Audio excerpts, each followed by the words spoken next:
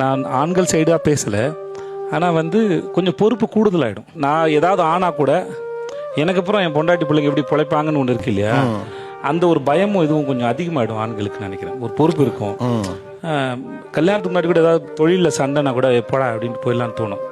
ஆனால் நம்ம நம்பி ஒரு பொண்ணு வந்ததுக்கப்புறம் வந்து 4 பேர் நல்லா மிதிச்சா கூட பரவாயில்ல, வீட்டில் பொண்டாடி இருக்குது புள்ள இருக்குன்னு வாங்கிக்கலான்னு தோணும். ஸோ இதெல்லாம் வந்து சேர்ந்து தான் வந்து ஒரு இது கண்டிப்பாக நம்ம ஸ்ட்ரெஸ்ஸாக இருக்கும்போது ஒய்ஃப் சப்போர்ட் பண்ணுவாங்க, இல்லை எந்த மாற்ற கருத்தும் இல்லை. பட் நிறைய ரெஸ்பான்சிபிலிட்டி வந்து ஆக்குபை பண்ணிடும். ஸோ அப்போ அது முன்னால மாதிரி இருக்க முடியாது, கல்யாணத்துக்கு முன்னால் இருந்த மாதிரி இருக்க முடியாது. உண்மை அதுதான், காலப்போக்கில் நடக்கும். அது அவங்களுக்கு வரதும் நான் என்ன அப்பப்போ அந்த மாதிரி குட்டி சண்டை நடந்தால் அது ரொமான்ஸுக்கு வழி வைக்கும். ரொம்ப நல்லா ஒரு சின்ன